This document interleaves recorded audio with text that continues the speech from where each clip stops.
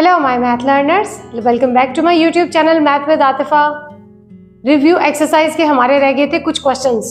Previous video जहां पे हमने एंड अप की थी वो क्वेश्चन नंबर 6 पे की थी। क्वेश्चन नंबर 7 हम करेंगे आज रिव्यू एक्सरसाइज 1 में से, जो कि है from the new book mathematics की Punjab text book 2025। So question they are saying कि आपने इसको करना है सिंप्लीफाई। इन्होंने हमें दी हुई है स्क्वायर रूट की शेप, आप स्क्वायर रूट भी कह सकते हैं। वैसे तो यार टेल पे 5 लिखा हुआ है, this is a fifth root, फिर हम इसको स्क्वायर रूट नहीं बोलेंगे, this is a fifth root. और हम इसको सर्ड भी कह सकते हैं। थर्डली हम इसको रेडिकल फॉर्म भी कह सकते हैं। सो हम इसको स्टार्ट करेंगे। सबसे पहले जो स्क्वायर रूट की फिफ्थ रूट की टेल पे लिखा हुआ है उसको हम शिफ्ट कर देंगे इन द पावर फॉर्म, और अंदर की वैल्यूज ऐसे ही रहेंगी। दे जस्ट सेड कि आपने इसको सिंप्लीफाई करना है। सो सिंप्लीफिकेशन में ये होगा कि अगर आपको पावर की फॉर्म दी हुई है तो आप उसको सॉल्व कर दें। अब ये रेडिकल फॉर्म थी, उसको हमने पावर की फॉर्म में शिफ्ट किया। अब हम उसको इंडिविजुअली पावर को हर एक वेरिएबल को अलॉट कर देंगे। जो सिंप्लीफिकेशन पॉसिबल होगी हम उसको सॉल्व कर देंगे। 1/5 जो है वो x raised to power 15 के पास भी जाएगा, और 35 जो y की पावर है उसके पास भी जाएगा। आफ्टर दैट जो z की पावर 20 है उसके पास भी 1/5 जाएगा। नाउ सिंप्लीफाई कर दे। 5 3 द 15, 5 7 द 35 एंड 5 4 द 20। सो हमारे पास आ गया x raised to power 3, y raised to power 7 and z raised to power 4। This is the final answer. So इसमें कोई इतना लंबा हमें कोई काम नहीं करना। पार्ट नंबर 2 में भी again we have to simplify. हमारे पास है यहाँ पे क्यूब रूट को हम शिफ्ट करेंगे पावर की फॉर्म में। 27 raised to power 2x and यहाँ से आ गई 1/3। अब ये जो आपको क्वेश्चन गिवन था ना पार्ट नंबर 1, उसमें सिर्फ वेरिएबल्स गिवन थे। सो हम कोई और इसमें सोल्यूशन नहीं कर सकते थे। वेरिएबल्स थे, हमने उनकी पावर्स को सॉल्व कर दिया, दैट्स इट। इससे ऊपर कुछ नहीं है। हाँ, अगर वेरिएबल सेम होते तो हम उनकी पावर्स को ऐड करके और उसको शॉर्ट फॉर्म में लिख सकते थे, बट ऐसा नहीं है यहाँ पे। पर यहाँ पर आ रहे हैं 27 इज अ नंबर जिसके हम फैक्टर्स बना सकते हैं, और वो बनेंगे हमारे पास 3 की फॉर्म में। So 3 9 the 27, 3 3 the 9 and 3 1 the 3। तो हमारे पास 3 कितने टाइम्स आ रहा है? 1 2 and 3। It means it will be like this, 3 raised to power 3। अब ये हमने बनाए 27 के फैक्टर्स। 27 के पास 2 पावर्स ऑलरेडी भी थी। एक हमारे पास आ रही है 2x और एक हमारे पास आ रही है 1/3। सो एक जो पावर थी 3 वो 27 ने खुद जनरेट की। बाकी 2 पावर्स हमारे पास क्वेश्चन में गिवन थी, जिसमें से एक रेडिकल फॉर्म में थी और एक हमारे पास एक्सपोनेंशियल फॉर्म में थी। तीनों पावर्स आपस में हो जाएंगी multiply. So 3 multiply by 2x multiply by 1/3। 3 से cancel. So 3 raised to power 2x is the final answer. The part number 3 we are having 6 into 3 raised to power n plus 2, 3 raised to power n plus 1 minus 3 raised to power n। बहुत ही complicated है because हमारे पास जो variables नहीं है, constant numbers हैं, उनके जो powers हैं वो वेरिएबल्स की टर्म में है। सो वेरिएबल की पावर कांस्टेंट टर्म हो तो वो करना सॉल्व आसान होता है, बट अगर कांस्टेंट की पावर एक वेरिएबल है सो उसके लिए थोड़ा डिफिकल्ट है। बट जब हम सीख लेंगे तो कुछ भी डिफिकल्ट नहीं रहेगा। अब आपके पास अगर आता है 3 into 3, सो आप कह सकते हैं द बेसिस आर इक्वल। सो हम उनकी पावर्स को ऐड करके 3 raised to power 2 लिख सकते हैं। बट हम इसको रिवर्स भी तो कर सकते हैं। हम सिर्फ ये नहीं कर सकते कि हम सिर्फ इसको पावर्स को ऐड करके हम ये प्रोसेस कर सकते हैं। अगर हम यहाँ से ये स्टेप को जनरेट कर सकते हैं तो हम इस स्टेप से इसको भी जनरेट कर सकते हैं। So same we are doing here. 6 will be as it is 3 raised to power n plus 2 है। सो मैं क्या कर रही हूँ, यहाँ से n की वैल्यू 3 की वैल्यू को 2 वैल्यूज को उन्होंने ऐड किया हुआ है। यहाँ से 1 + 1 था, अगर हम इसको लिखिए तो ये हो जाएगा 1 + 1, that must be equal to 3 raised to power 2। तो यहाँ पर है n + 2।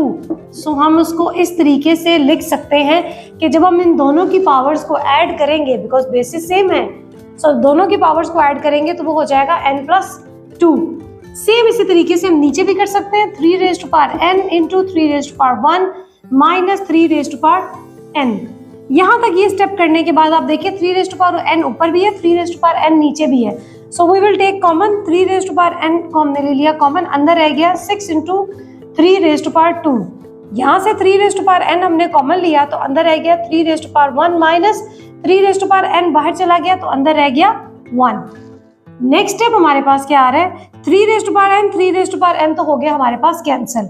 अंदर हमारे पास रह गया 6 into 3 raise to power 2 means 3 3 दा 9, तो 6 मल्टीप्लाई हो रहा है 9 से, और यहाँ से क्या हो रहा है 3 माइनस 1 रह गया, 3 रेज टू पावर 1 मीन्स 3। सो यहाँ से क्या बन रहा है 54, और नीचे से हमारे पास आ गया 3 में से 2 को सब्ट्रैक्ट किया तो आ गया, 3 में से 1 को सब्ट्रैक्ट किया तो आ गया हमारे पास 2, 2 1 the 2, 2 2 the 4, 2 7 the 14। So 27 is the final answer of part number 3। Question number 8 हमारे पास है sum of consecutive odd numbers.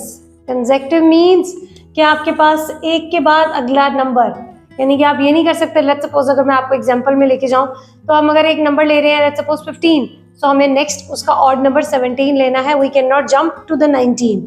So consecutive का मीनिंग है एक के बाद अगला नंबर, और लेने हमने ऑड इंटीजर्स, ठीक है, इज 51। 3 कंसेक्टिव ऑड नंबर्स का सम हमारे पास क्या आ रहा है 51, और हमें कह रहे हैं कि तीनों नंबर्स को फाइंड आउट करें। ऐसे कौन से 3 नंबर्स है जिनको हम कंसेक्टिव 3 नंबर्स को ऐड करें तो हमारे पास 51 आ जाए। सो उसके लिए हम क्या करेंगे, लेट करेंगे सबसे पहले नंबर्स। सो फर्स्ट नंबर हम जो ले रहे हैं, ऑड नंबर्स ले रहे हैं हम, चले हम उसको डी से रिप्रेजेंट करते हैं। फर्स्ट नंबर मैंने ले लिया डी। अब मुझे लेना है द सेकेंड ऑड नंबर। अगर लेट सपोज ये नंबर मेरे पास 1 है, ऑड नंबर 1 है, तो मुझे नेक्स्ट ऑड नंबर पे जाने के लिए क्या करना होगा, उसमें 2 नंबर्स को ऐड करना होगा।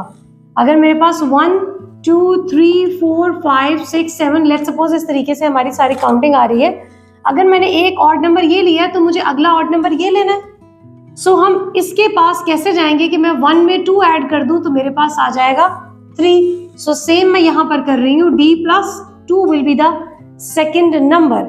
अब मुझे जाना है 1 से 5 तक। सो मैं 1 में कितने ऐड करूंगी, so that must be equal to 1 plus 4 is equal to 5। So हमारा थर्ड ऑड नंबर आ जाएगा, third number is d plus 4। यहाँ पर एक वर्ड ऐड कीजिएगा, first odd number, second odd number and third odd number. दोबारा से देखते हैं, लेट्स सपोज अगर मैंने यहाँ पर, चले 1 को छोड़ देते हैं, मैं जा रही हूँ 5 पे जाते हैं, 5 6 7 8 9 10 11। मुझे 5 से 7 पे जाना है, तो मैं क्या करूंगी, हम 5 में 2 ऐड करेंगे तो 7 आ जाएगा। सो 5 मस्ट बी द 1 नंबर, 5 में 2 ऐड किए तो 7 आ गया। और 9 पे जाना हो तो क्या करें, 5 से 9 पे जाना है तो हम 5 में 4 ऐड करेंगे तो हमारे पास आ जाएगा 9, द थर्ड ऑड नंबर। तो वो आ गया, हमने यहाँ से 4 ऐड कर दिया। अब हमारे पास ये 3 नंबर्स आ गए।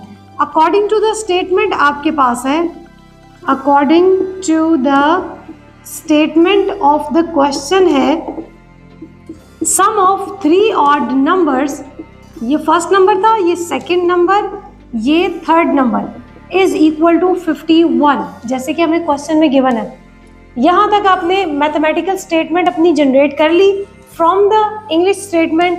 सो हमारे पास मोर देन हाफ जो क्वेश्चन है वो तो हो गया कंप्लीट। अब हमें इसको सॉल्व करना है, सिंप्लीफाई करना है। This is very easy.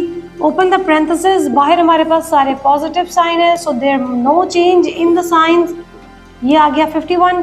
D हमारे पास 3 है, so 3d 4 into 6 is equal to 51 and 3d is equal to 51 minus 6। So 51 में से 6 सब्ट्रैक्ट करेंगे तो हमारे पास आ गया 45, और यहाँ से जो 3 मल्टीप्लाई हो रहा है उसको हम डिवाइड कर देंगे इससे।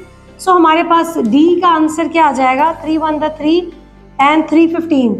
सो d आ गया आपके पास 15। अब मुझे फाइंड आउट करना है the second number. d is equals to 15। Now second number हम फाइंड आउट करेंगे तो वो क्या हो जाएगा, d प्लस 2 था, ये हमने जो सेलेक्ट किया हुआ था। सो हमारे पास हो गया 15 plus 2 that is equal to 17। So second हमारे पास ऑड नंबर आ गया 17। नाउ हमने लेना है the third number. So third number को फाइंड आउट करने के लिए हमारे पास क्या वैल्यू है, d प्लस 4 जो कि हमने उसको लेट किया था।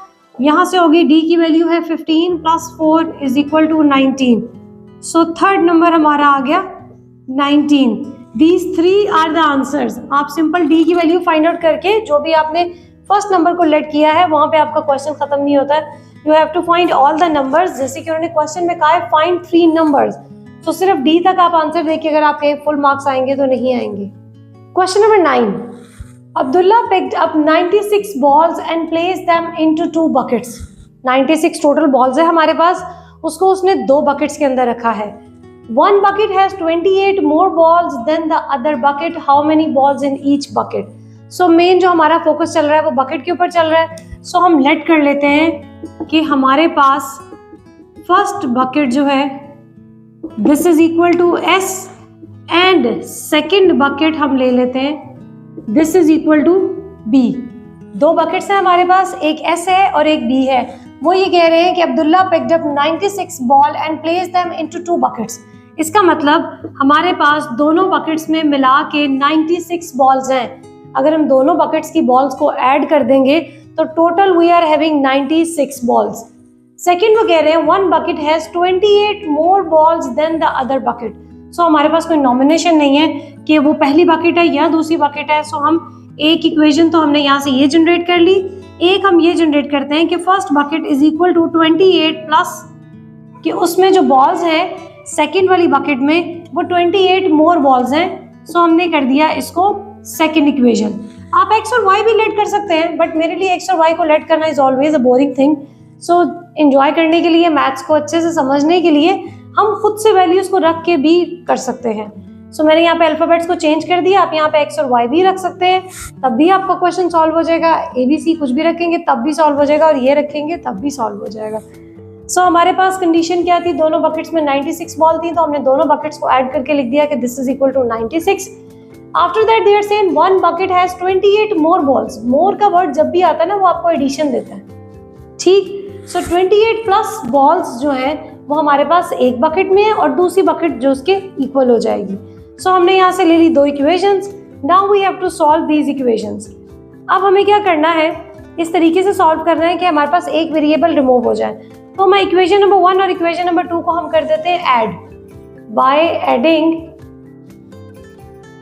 Equation number 1 and 2. अब इक्वेशन नंबर 1 आपके पास है S plus B is equal to 96. अच्छा, इसको हम थोड़ा सा अगर सीधा कर लें, सीधा मीन्स अरेंज्ड फॉर्म में कर लें. मैं इसके वेरिएबल को इस साइड पे ले आऊं तो ये हो जाएगा S minus B is equal to 2B, sorry 28. So ये हमने ले ली इक्वेशन नंबर 3. इसको थोड़ा अरेंज करके लिख लेंगे तो हमें सॉल्व करना इजी हो जाएगा. सो मैं 1 को 3 में ऐड कर रही हूँ, ठीक. तो S minus B is equal to 23. We are going to add this. तो B यहाँ से हो गया रिमूव. सो ये हो गया 2S is equal to 8 in 16 and 18 and 9 into 10 11 and 12. So S is equal to 128 over 2, 2 1 the 2. तो ये आ गई आपके पास एक बकेट में 64 balls. It's all depend on your solution, on your calculation, not on your solution, on your calculation. कि आपकी calculation ठीक होनी चाहिए. आई होप कि मैंने भी कोई मिस्टेक ना की हो. अब यहाँ से हमारे पास आ गया कि एक बकेट के अंदर है 64 balls. सो हमने अब फाइंड आउट करना है कि दूसरी बकेट में कितनी बॉल्स हैं. सो हम कोई भी इक्वेशन ले सकते हैं. आपके पास 1 2 3 तीन इक्वेशंस है, तीनों में किसी के भी अंदर पुट कर दें तो आपके पास आंसर आ जाएगा. मैं इक्वेशन नंबर 1 ले लेती हूँ. इक्वेशन नंबर 1 हम जब लेंगे तो हमारे पास आया S plus B is equal to 96. S का आंसर है मेरे पास 64. सो हम क्या कर रहे हैं, B is equal to 96 minus 64. So B का आंसर आ गया आपके पास 32.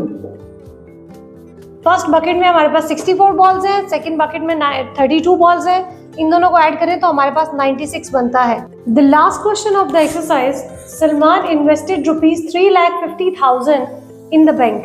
टोटल अमाउंट हमारे पास कितनी है, 3,50,000, which paid simple profit at the rate of this one. ये उसके पास रेट है जो उसको मिल रहा है उसके 3,50,000 के ऊपर. But after 2 years, how many years, 2 years, 2 साल के बाद रेट जो है वो इंक्रीज हो गया.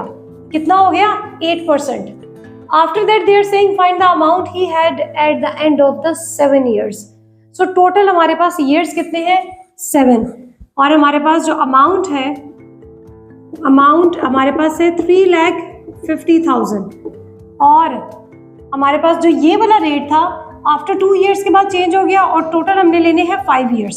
सो हमारे पास ये वाला जो रेट है वो कितने टाइम के लिए, वो रेट हमारे पास है 7/1/4%. सो इसको हम चेंज कर देते हैं. तो 7 8 द 24, 7 8 द 28, 28 में एक ऐड किया तो आ गया 29/4%. बिकॉज हमें आगे जाके जब इसको सॉल्व करना है तो हमें ये नंबर को सॉल्व करना आसान होगा, इसको सॉल्व करना मुश्किल होगा. अब मैं इसको डिवाइड कर रही हूँ, टोटल हमारे पास है 7 ईयर्स, सो 7 - 2 हमारे पास है 5 ईयर्स। तो 2 ईयर्स के लिए हमारा जो रेट है वो है 29/4% और 5 ईयर्स के लिए हमारा रेट है 8%, क्योंकि उन्होंने कहा है कि 7/1/4 जो था वो रेट स्टार्ट में था, बट 2 ईयर्स के बाद वो चेंज होके 8% हो गया। और हमें बताया टोटल 7 ईयर्स में कितना उसके पास अमाउंट जो है वो कलेक्ट हो गई। वो तो हम एट द एंड जाके फाइंड आउट करेंगे अमाउंट कितनी कलेक्ट हुई, बट हमने क्या किया, 2 ईयर्स के लिए हमारे पास ये रेट है, 5 ईयर्स के लिए हमारे पास ये रेट है। हमारे पास इसका फॉर्मूला है, अमाउंट जो आपके पास है, अमाउंट मल्टीप्लाई बाय हमारे पास आ जाएगा rate and then multiply by year लिख लें या टाइम लिख लें, टाइम ठीक है। फॉर्मूले में जैसे टाइम ही यूज हो रहा है बिकॉज यहाँ पे ईयर्स देंगे, नेक्स्ट किसी क्वेश्चन में मंथ्स भी आ सकते हैं। Now we have to put the value. So हमारे पास अमाउंट है 3,50,000। आफ्टर दैट रेट हमारे पास है 29/4% बिकॉज हमने इसको एक्सचेंज कर दिया उसमें। आप इसको डेसिमल में भी कन्वर्ट कर सकते हैं, इट्स अप टू यू, जिस तरीके से आपको सॉल्व करना इजी हो। और टाइम हमारे पास है 2 ईयर्स का। Now 3,50,000 and 29/4। जब हमें परसेंटेज को इंट्रोड्यूस करवाना होता है we have to multiply with the 100। जब हमें परसेंटेज को रिमूव करना होता है then we have to divide with the 100। Okay, and multiply हमारे पास हो गया 2 जो कि आ रहा है ऊपर से। ये 2 zeros इससे कैंसिल, 2 1 2, 2 2 4, 2 1 2 और ये कैंसिल करेगा इतनी अमाउंट को।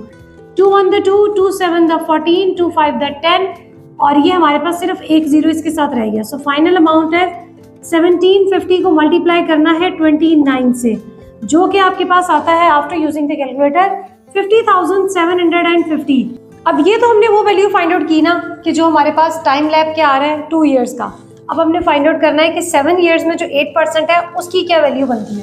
सो मैं स्टेटमेंट को यहाँ से रिमूव कर रही हूँ, बल्कि इरेज कर रही हूँ ताकि हमारे पास कोई सोल्यूशन करने की जगह बनती जाए। सो हमारे पास एक और हम इसी फॉर्मूले को अप्लाई करेंगे। हमारे पास है amount multiply by rate and multiply by time. Amount हमारे पास है 3,50,000, रेट हमारे पास है 8% और टाइम हमारे पास है 5 ईयर्स। सेम इसी चीज को हमने बाकी 5 ईयर्स के ऊपर अप्लाई किया। 2 ईयर्स के लिए हमारे पास ये परसेंटेज थी रेट की, 5 ईयर के लिए हमारे पास 8% है, अमाउंट वही है। सो 3,50,000। अब ये जो 8 का परसेंट है हमें रिमूव करना है, सो हमने 100 से उसको डिवाइड कर दिया, मल्टीप्लाई बाय 5। ये 2 zeros इसके साथ कैंसिल हो गए और यहाँ से हमारे पास आ गई कुछ ये amount 3,500 multiply by 8 multiply by 5, 1,40,000। अब ये फॉर्मूला किस चीज का हम यूज कर रहे हैं, हमें क्या फाइंड आउट करना था, हमें eight the and find out करना है प्रॉफिट। सो ये हमारे पास प्रॉफिट का फॉर्मूला हम यूज कर रहे हैं। टोटल प्रॉफिट के लिए हम क्या करेंगे, हम इस अमाउंट को और इस अमाउंट को हम कर देंगे एड अप। तो हमारे पास आ जाएगा 1,40,000 प्लस 50,750। इन दोनों को ऐड किया तो हमारे पास आ गया 1,90,750। ये आपके पास आ गया टोटल प्रॉफिट। ठीक, अब हमें क्या फाइंड आउट करनी है, वो अमाउंट जो eight the end of the 7 years उसको मिलेगी bye collecting the profit and the amount. मेरे पास अब वो स्टेटमेंट जो है वो मैंने रिमूव कर दी। क्वेश्चन में था कि 2 ईयर्स के लिए हमारे पास प्रॉफिट का रेट डिफरेंट है, 5 ईयर्स के लिए प्रॉफिट का रेट डिफरेंट है, अमाउंट एक ही है 3,50,000। By the end of the year उसके पास टोटल अमाउंट कितनी आएगी, तो अमाउंट वो जो आएगी उसमें प्रॉफिट भी तो ऐड होगा। सो हमारे पास टोटल प्रॉफिट आ गया जो कि उसको 3,50,000 पे at the end of the 7 years मिला, वो ये था। Now we have to find out the total amount कि टोटल उसके पास कितने पैसे आते हैं after 7 years. So total amount जो उसके पास है is equal to 3,50,000 plus 1,90,750। So you have to add कि उसके पास टोटल अमाउंट कितनी आती है। कैलकुलेटर को यूज करें और यहाँ से टोटल अमाउंट उसकी फाइंड आउट करें। This was the profit on this one. So profit में उस टोटल अमाउंट को ऐड कर देंगे तो आपके पास टोटल अमाउंट आ जाएगी कि कितने उसको प्रॉफिट के बाद फायदा कितना होगा उसके पास। This is the end of the exercise, review exercise of unit number 1।